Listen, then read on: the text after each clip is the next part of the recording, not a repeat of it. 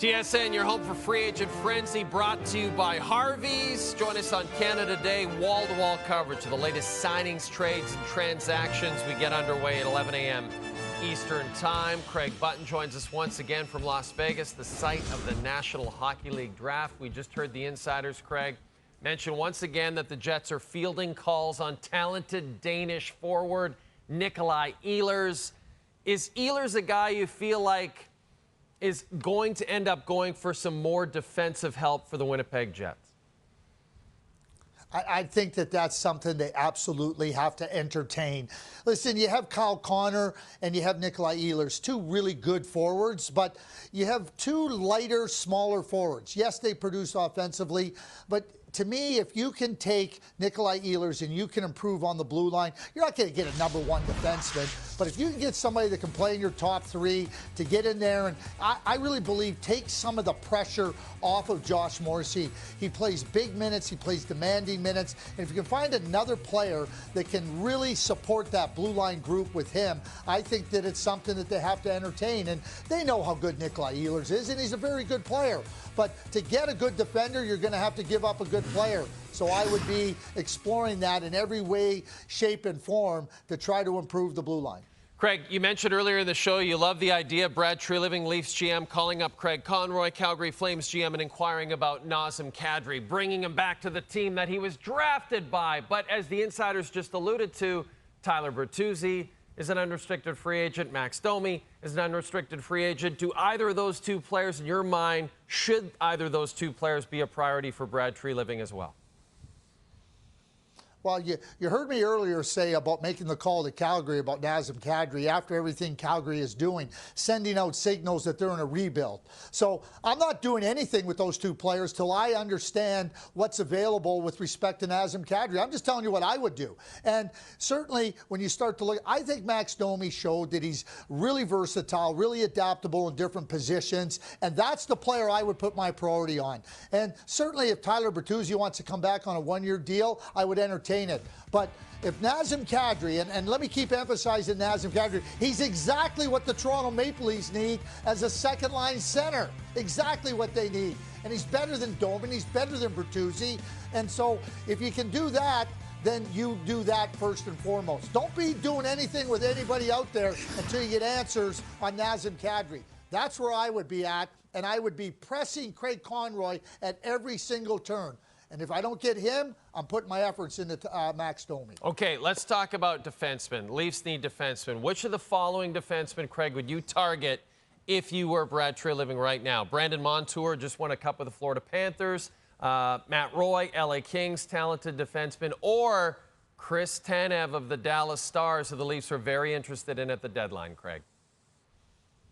I'm really happy that you said Chris Tanev, because if you didn't say him, I was going to say next, because Chris Tanev is the perfect fit. He's the guy that makes the team better. He makes players around him better. He would be an ideal partner for Morgan Riley or anybody he plays with. I mean, just think about what Quinn Hughes, who won the Norris Trophy on this night, said about playing with Filip Hronek. He would have said the same thing about Chris Tanev.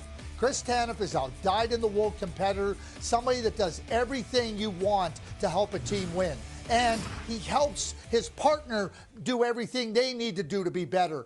And to me, that's the idea, that's the player that would make the Toronto Maple Leafs blue line much better, much improved, and certainly give them an opportunity to be better when it's most important. Yeah, the playoffs. And then I'm a little baffled by these reports, Craig, about Jacob Trouba and the New York Rangers and the possibility that the Rangers are maybe ready to move on from their captain. They've, according to reports anyway, they've asked Trouba and his camp for a 15-team no-trade list.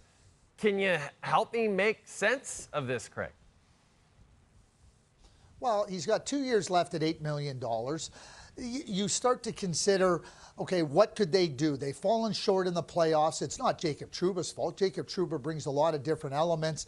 I think for Chris Drury, you know, you've done the contract with Jacob Trouba. He has a 15-team no-trade list that he has to put together. And now you can explore what opportunities may exist out there. I think it's Chris Drury doing his due diligence. A manager's job, Jay, is always to look to make his his team better.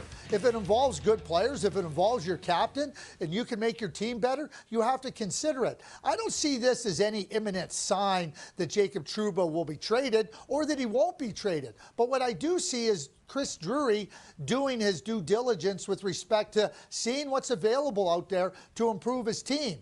Barclay Goodrow he signed and couldn't trade him, put him on waivers, out the door you go. If you want to win in this league, Jay, you got to be bold, you got to be ruthless, and you got to take it in a dispassionate route. That's what Chris Drury is doing, and that's what a manager has to do if you want to be successful, as hard as it may be for people to hear that. Okay, Craig, we know now that Kenny Holland and the Edmonton Oilers are officially parting ways, a mutual decision, they say. Do you see Ken Holland retiring, Craig, or do you think that the Hall of Fame executive might have another job in him?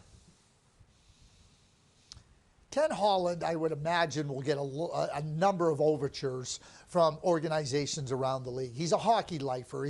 He's in the Hall of Fame. He's done brilliant work in Detroit, brilliant work in Edmonton. And if you're a manager, you're a current manager in the league, and you're looking to add significant experience, winning Stanley Cup experience, I'd make a call to Ken Holland. Listen, when you can add that type of expertise, that type of a quality person to an organization, there's no negative. And certainly Ken, maybe he's not dialed in and doing the everyday work of a general manager, but to be able to lean on somebody that's done it and done it significantly well with star players in different scenarios, Ken Holland would be somebody I know that I would be calling, and I think other teams should be calling him. And Ken Holland gets to make that decision, but certainly somebody that, in my view, he has miles left on the odometer if he wants to dig in and be part of an organization. Love to hear it, Craig. Enjoy the draft this weekend. Thanks for joining us on the show, okay? Thank you. All right, when we return, speaking of Vegas, Todd Fuhrman's going to join us with more on the free agent frenzy.